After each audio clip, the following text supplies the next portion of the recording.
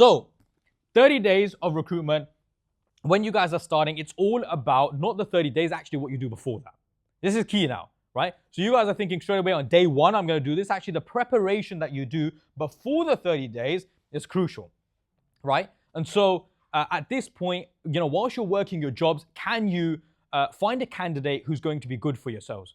Can you get a candidate that you need to spec in, and by specking in, take him to the companies and find out if any companies are interested in your candidate, right? Can you build a list of companies that you need to send emails to, make calls to, and do outbound with? The answer is yes, right? So before you do your 30 days, you have to understand that it's all about preparation and understanding that, yes, I need to build a list of companies, get a candidate that I'm going to spec into companies. Because remember this, if you don't have a product, right? Now, a product is basically a candidate, right? So your product is your candidate. Now, the better the candidate, the more likely you are in making money or getting closer to seeing money with this company. Your product, right, should be experienced. Your product should be quite scarce. Your product should be where a company often needs these guys.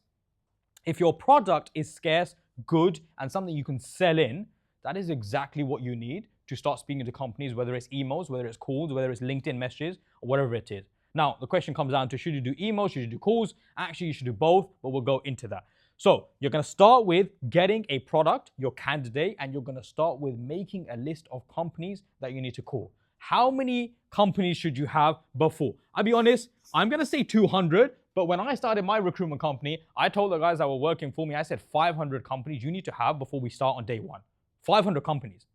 Because the worst thing you could do is before you start your company, you're then making a list of companies that you need to call. Like, guys, it doesn't make sense. If you guys are like serious about this, you have to take time out in the evenings, on the weekends, half an hour a day, start making a list of companies, right? Now, there are softwares out there where you can make a list of companies within minutes. You could do this yourself. Ideally, how do I make a list of companies that I want to do business development with? Let's do that. So the list of companies is going to come from me. I do candidate strip, right?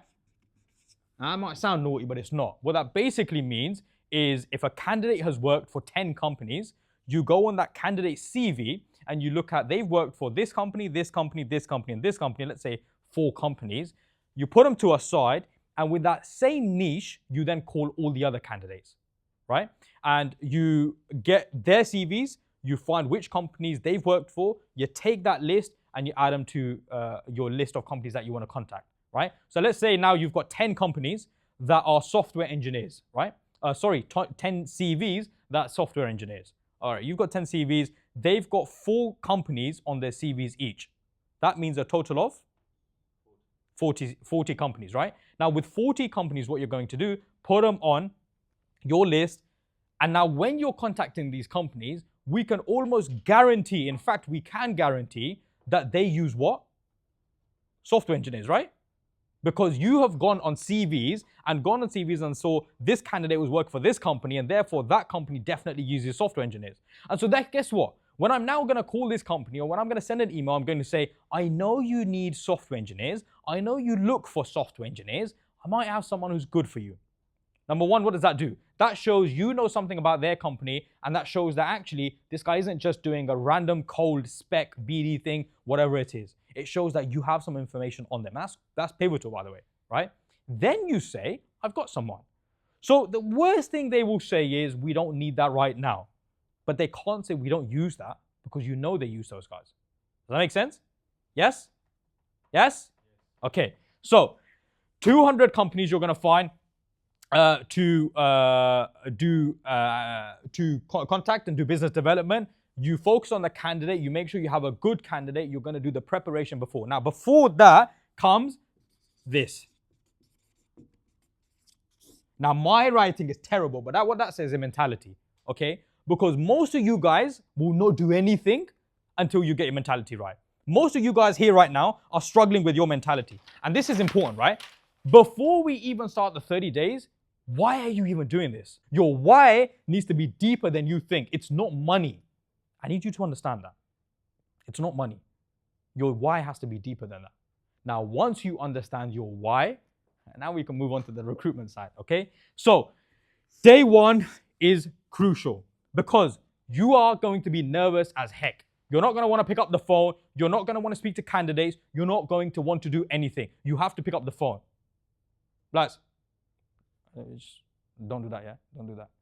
But you need to make sure that you're on top of everything on day one.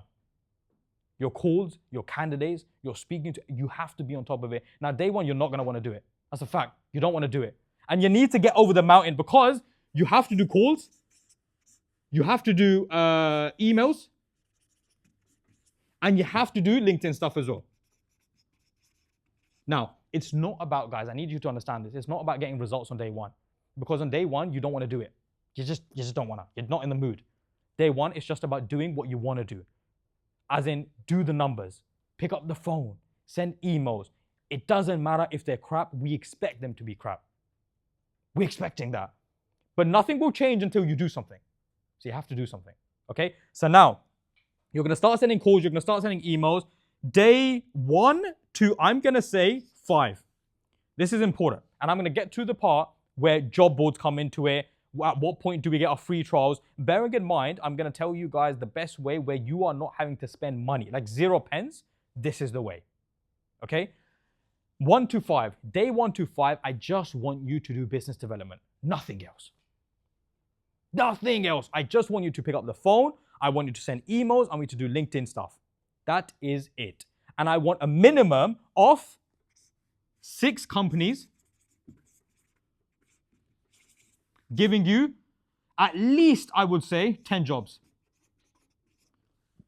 Okay, day 1 to 5, you're going to make calls and you're going to do LinkedIn stuff. You're going to send CVs and you're going to get at least 10 jobs. Is it as easy as picking up the phone and getting jobs on? I'll ask you guys a question, okay? Shian, you've done calls and you've done what you do. If you call for 5 days straight, non-stop, and you do business development, can you get 6 companies to work with you? Okay. I realized that when I was quite like avoidant of cold calling. Sure. I used Corey. Sure. And I was like, if they can just do it. So just to add context to that, Shian just said the answer is yes. These guys can't hear it, so I'm just reiterating it. So Shian just said yes, you can pick up 6 jobs doing calls for 5 days. But more importantly, what you mentioned is a service called Corey Solutions, which is my office in Pakistan, where we get people in Pakistan to do sales calls and cold calls to get companies on board. And he just said that they can get people on, so why can't you? And he's 100% right. Because my guys in Pakistan, there's no way they're as good as you guys. It's just not possible. They're getting jobs on, man. What excuses do you guys have? They're working with companies. They're getting the Mark John, Harry Smith. No, they're saying yes to them. And they 100% come with an accent. I can't get someone in Pakistan that has no accent, yet they give them jobs. What excuses do you have? So, 10 jobs is what we're going to get, okay? Now, after you get 10 jobs, the crucial thing here is understanding which job is good and which job is bad. This is the number one mistake you guys are going to make.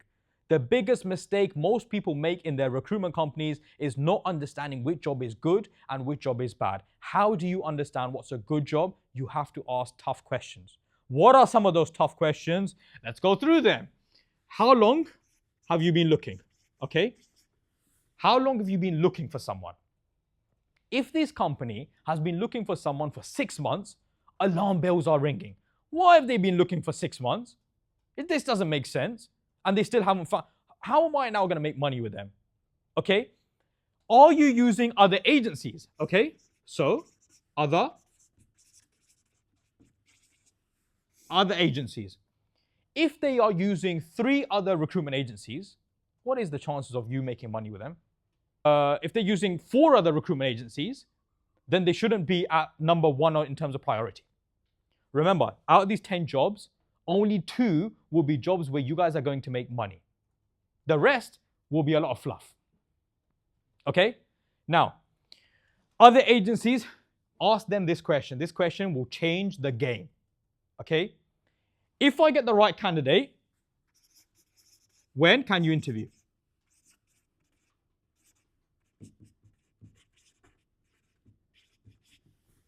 if I can get the right candidate for you, when are you available for interviews? This is sort of figuring out how serious this company is. Because if they turn around to you and they say, I could potentially interview next week, Tuesday, Wednesday, and guess what? Now you're onto something. If they say something like that, do you know what I would follow up with?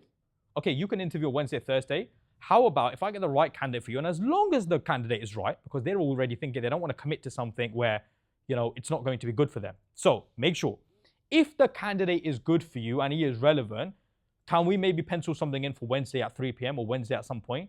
And then that helps me because I can ask the candidate whether they're free on Wednesday, and so they can just go in straight for an interview. So you're giving value here. You're saying, cool, you do your part, but it helps me because I can go to the candidate and say, they can do Wednesday at 3 p.m. for an interview. Is that something that works for you? We're making the process closer to you guys making money, right?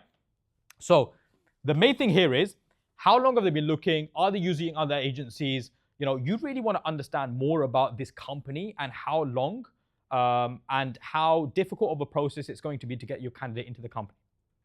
Out of 10 companies, I'm going to say at least 7 of them are going to say something about this which is not the answer that you want, right? They're going to say, we've been looking for more than a month. We're working with 2 other agencies. We can or can't interview next week or whatever sort of thing. This will help you prioritize from 1 to 10 to which company you should be working on. Now, what happens if you don't ask these questions? If you don't ask these questions, then you're going to go into a spiral of working on jobs you don't know whether they're looking or not. This is where the issue happens of, I sent CVs, no response. So if there's no response, why is there no response, guys? You guys need to understand this. It's not just because they're bad. They are not doing business. It's because you guys haven't done what you should have done. You haven't done the beginning bit, which is ask them the right questions. How serious are they? Where's the urgency? Are they going to need people? This is the part that you need to do. That is why there's no response, because you didn't do your part. Now, if you do the initial call and you do it well and you ask the right questions, guess what? The company will come back because you basically just said to them, you're free on Wednesday or Thursday, right? I would follow up with that. Questions like, the follow-up call. This is key. The follow-up call where if I send you CVs, I'm going to send you CVs tomorrow within 24 hours. Can I give you a call on Friday just to check you've had a look at them? Ask that question. I keep saying the difference with those that don't make money and make money, the ones that will make money ask tough questions. So I will say something like, when I send the CVs to you, are you all right for me to give you a call on Friday just to see if you've had a look? Even if they say no, that's okay. But 50% of the time they'll say yes. Now when you call them on Friday, guess what? They will feel inclined and feel like they should have had a look. Does that make sense? Because if they haven't, they've kind of gone back on their word. And you're getting promises from them that they have to stick to. So now when you call them, guess who's on top? Not them, but you. They made a promise to you and they didn't keep it. So when you call them on Friday, hey, Mark, guess what you're going to say? Mark, I'm just catching up because obviously I said I'm going to call you after sending the CVs. Have you had a chance to look over them? Oh, mate, I haven't. How many times, I promise you in my career, has it happened where they say, no, I haven't, and then they say, let me have a quick look at it now. Oh, mate, because what? It takes 2 minutes to look at 2 CVs. Oh, mate, Mark looks all right. Yeah. All right. Do you want to get him in for a chat next week? When are you available? And I do it on the phone. These guys don't have time. They're busy guys. They're directors. They don't have time to do this stuff. Does that make sense? Now, it's a case of finding candidates once you have jobs on and once you prioritize which job you should focus on. So only focus on, I would say, 1 to 2 jobs after getting 10 jobs on and understanding exactly where you should make money. Now, at this point, you can get a job board on and do free trials. You can use LinkedIn. But don't get free trials before you've even got jobs on. This doesn't make sense now, right? So at what point do you get a job board on? Get a job board on when you have jobs on, but more importantly, you've understood exactly when or exactly which job is going to be good for you, where you're going to make money. Pivotal. Don't just get random jobs on and then get a job board, send CVs, nothing's happening. Hopefully you guys can see right now how much more meat you need to put on the bone for you to actually make money. Does that make sense? This is, if you do the process right, You are super close to making money, but you just need to do the process right. Okay, so you get 1 to 2 jobs that are seriously going to look for people. Something is going to happen to you when you are making these calls, and a company will say something like this. Okay, so just send CVs. How many times does a company, Sean, you're nodding your head because you know this happens all the time, right? You call a company, and the company says, just send me their CV. In that moment, you're gonna get excited. You're gonna be like, oh, I got a job. You'll probably go tell your parents, you'll probably go tell your missus, you'll probably tell everyone, I've got businesses and they're working with me, my recruitment company is gonna kick off. But the one thing that my director taught me when I was 22 years old, I went to him, he said to me, how many jobs have you got on? And with my chest out, I went, 15 jobs. And he said to me, how many jobs have you actually got on? And I went, what do you mean? He said, how many jobs have you got on where you're actually going to make money? And I looked him dead in his face and I said, I could chat absolute crap right now, or I can be completely honest with him. And I said, 3. He said, that is what you need to do. Be honest with yourself. If you're not being honest with yourself, you won't make money. Because you will tell yourself, I've got 15 jobs on. I don't need to do more business development. I don't need to get more clients on. I don't need to do that side because I am making so much money and I'm going to fill all the jobs and do all of that. But actually, you're not being honest with yourself because not every company you're going to make money with, right? Goes back to the questions you need to ask. So if a company says to you, just send me the CV across, what you need to respond with is not a problem. I can send the CV across, but what exactly is it you're looking for? Pivotal. That scenario will happen over and over again. And so make sure you ask them, what exactly is it you're looking for? And get information on that, okay? Now, we're gonna move on to the candidate side. How do you get candidates? Where are you going to get candidates from? Now, in essence 7, because you're gonna take the weekend off, if you wanna take the weekend off, though I would highly advise, speak to candidates on the weekends because weekends is a fantastic time to speak to candidates. Now, why? Because why is the weekends good? Because, well, everyone's off, aren't they? Everyone's off on the weekends. If you're working on your job and stuff, you're not actually going to want to work. You're not going to want to speak about a new job. This is crucial. Many parts of this is crucial, obviously, but this is important. I need you to understand, right?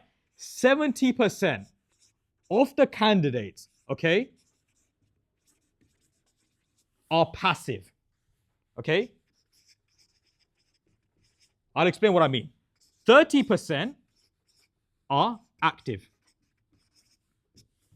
Now, what does that mean?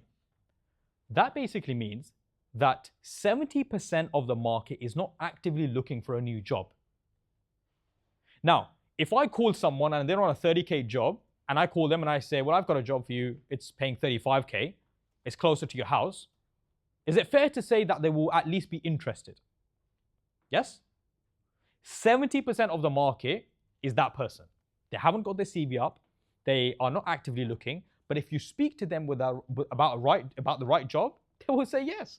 I mean, who's going to say no to more money and a closer job and maybe remote working and maybe a manager that's not an evil person? Of course, a lot of people will be interested. So if you really want to find the good candidates, it's not here, it's actually here. The passive candidates. Because the active candidates, a lot of the times have been made redundant, been let go, sometimes can be dead wood, a lot of the times, right? But the passive candidates are in a job working right now, and guess what? No one has access to them. Okay? It's important for you guys to understand this. So if you think that on a job board you can't find candidates, that's completely fine. Go on a job board, use job boards, use LinkedIn as well. Go back 2 years. Go back 3 years if you have to. It's not a problem, okay? But the point is your best candidates will definitely be in that passive market. So when do you start using job boards? Start using job boards. Let's say on the weekend now you're calling candidates, you're asking them, are you looking for work? What's going on, etc., etc., etc. The questions you need to ask your candidates, I'll actually move this to the next one. The questions you need to ask your candidates. If you don't ask the right questions to your candidates, you will not make money. Let me be clear. The questions you have to ask your candidates are crucial. And so when you're asking questions to your candidates, it has to be where you understand, is this candidate actually looking for a new job or is he just entertaining a chat with me? Because people take the mick, man. Let's be real. If I call a company, they just want to know salaries. They just want to know what's going on. They just want to have a chat. Fair enough. But, actually, is this guy interested in a new job or not? What do you do? Well, you want to ask about travel, okay? You want to ask about holidays. You want to ask about future plans in terms of progression, okay? You want to ask about future plans in terms of progression. You want to ask about current team. So what do I mean by that in particular is like, you know, are they being managed by someone? How's the relationship with the managers? How's the team right now? You know, is the company continuing to grow? Is the company not continuing to grow? And ask them over and over again, what are the reasons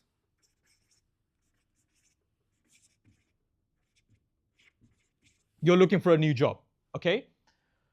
Now they're going to say something like salary, something obvious, but I want you to ask that question again and again. And then I want to say to you, I want you to ask this. The three most important things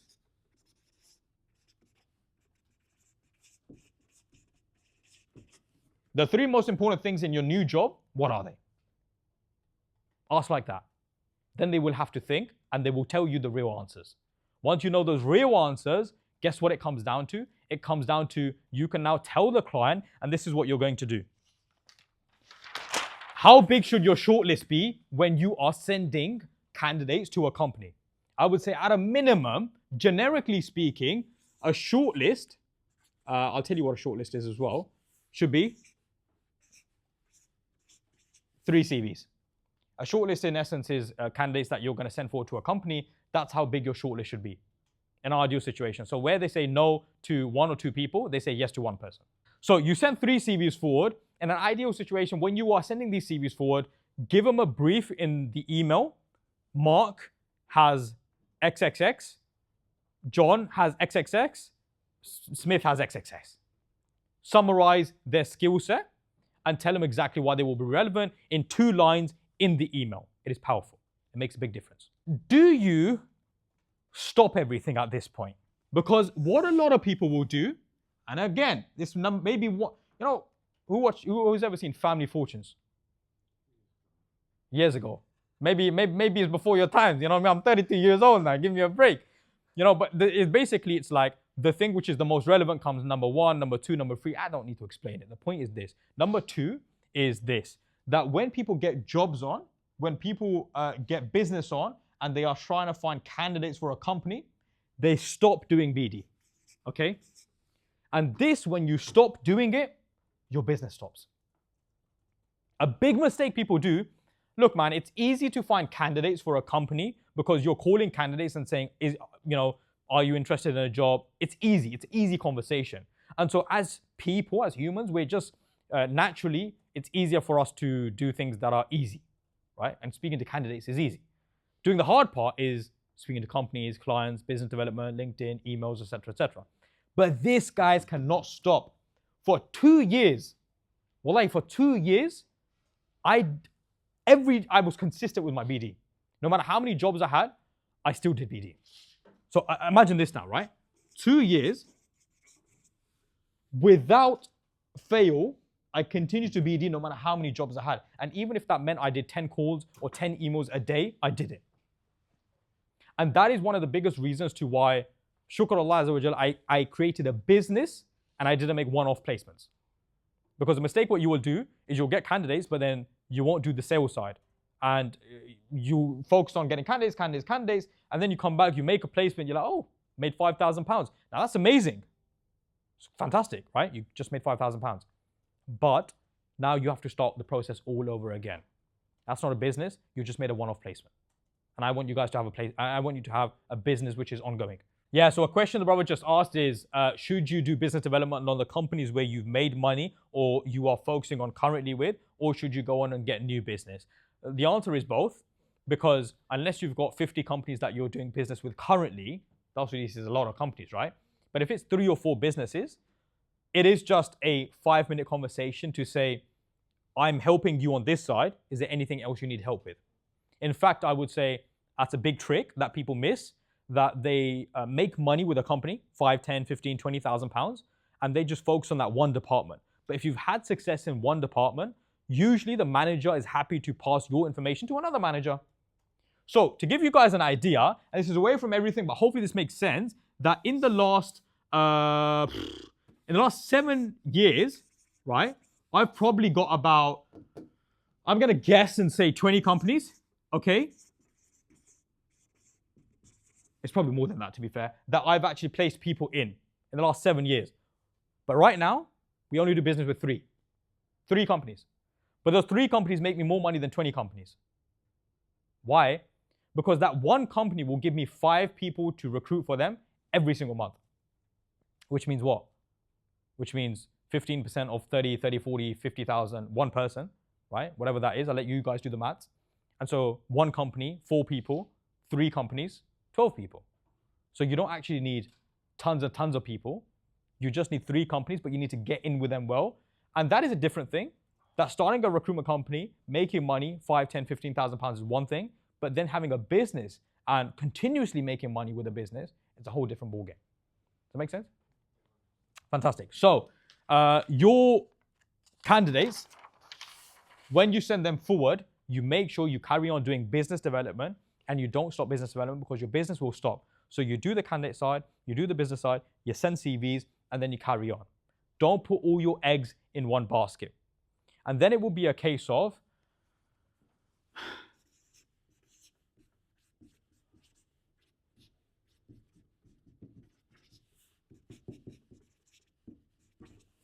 BD, cold calling, and sending emails. Over and over again, the same thing again. But now I want you to do something, right? As soon as you get close, where a company says interview, your candidate is about to get an interview. This is crucial. So let's say day 8 now. I probably won't be day 8. Let's say day 10, okay? The 10th day, company says get an interview sorted. Bear in mind, you need to keep doing this, so you need to keep juggling your plates.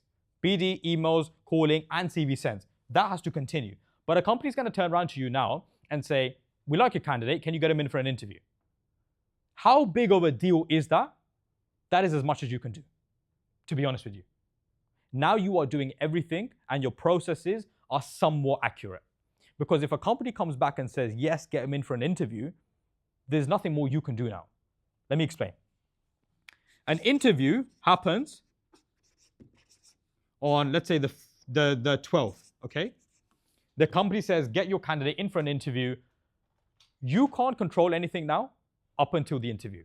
If the candidate turns up in shorts, you can't control that. If the candidate ends up swearing at an interview, you can't control that. So you can control everything up until the interview and give them education on what the company is, manage that process, the client, the candidate, and everything like that. But now after that, you can't really control this. And so your aim, what should your targets be?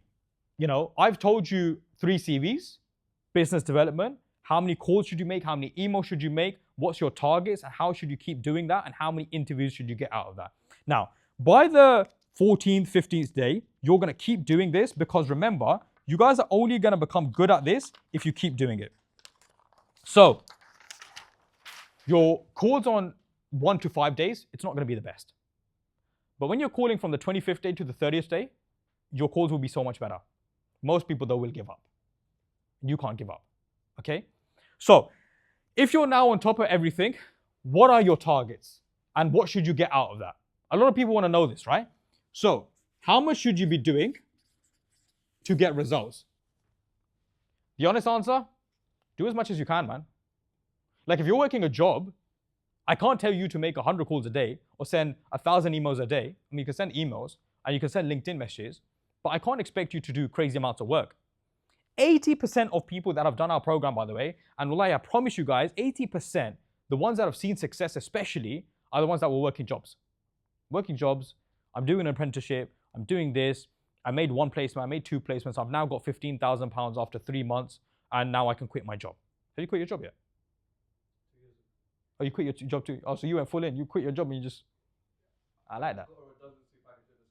Ah, okay. So that helped you, okay. Yeah. So the point is people will leave their job slowly But the point is you can definitely do it part-time. Now people say, well, how much should I do? And the answer is just as much as you can.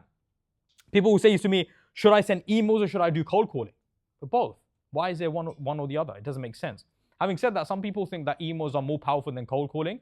And I would say, look, with time, emails are becoming a little bit ineffective. I'll tell you why.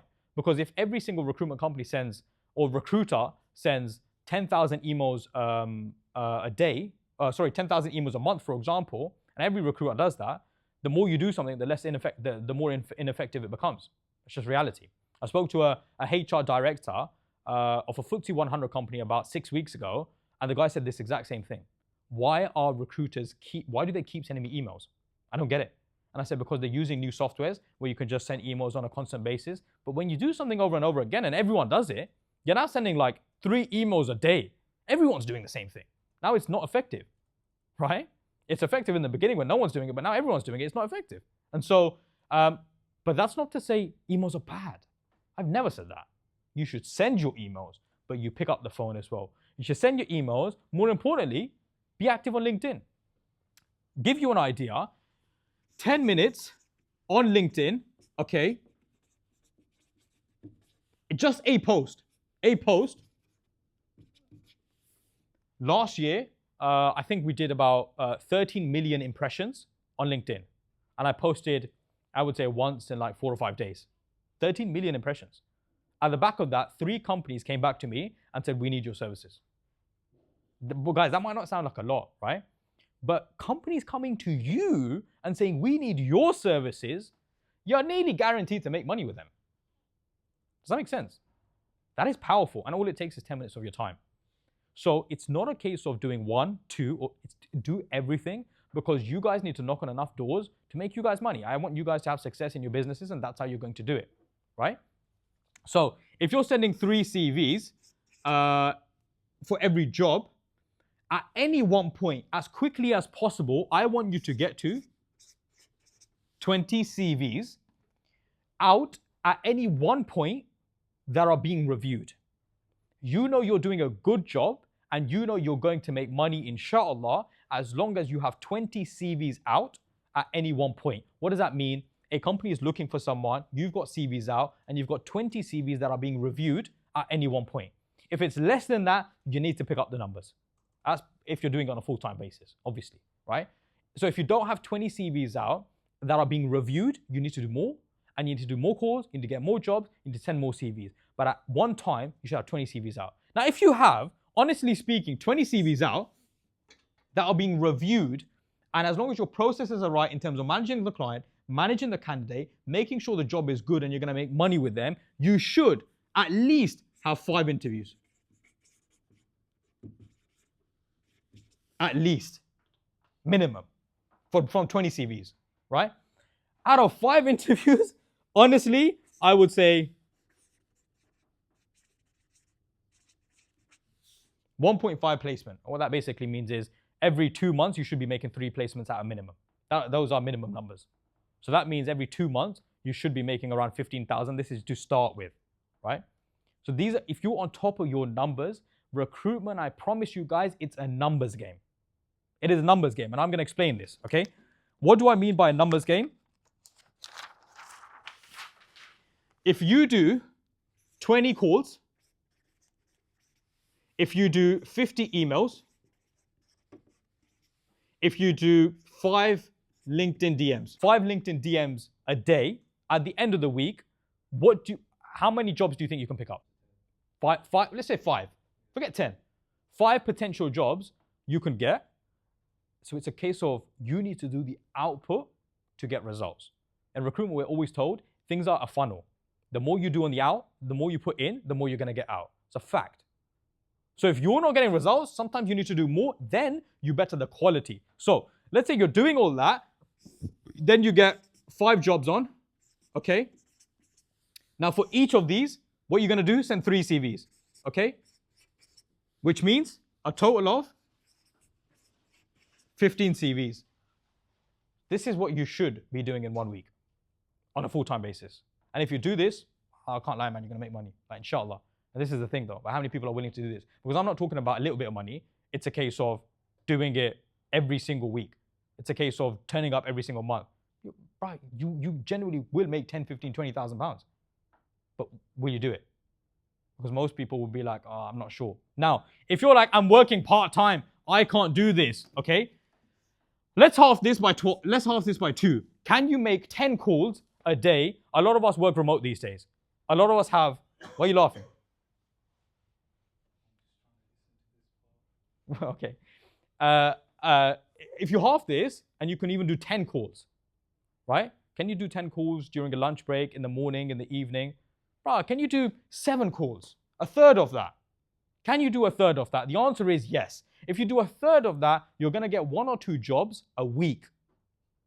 If you just make 7 calls, if you just send 15 emails, and look, if you're going to do 7 calls, you're doing it part-time, right? You're doing it during lunch hours, remotely, whatever. Cool. Do 5 calls, no problem. Ramp this up, send 100 emails. Schedule them for the morning. So if you can't do one thing, do the other thing. Ramp up your emails, send more LinkedIn DMs, do more posts. Now, at the end of that, can you get just, on a part-time basis, can you get 2 jobs, right? The answer is yes, guys. Honestly, the answer is yes. Like, I'm not trying to gaslight this. You guys have already got the program. I don't need to act to you guys, right?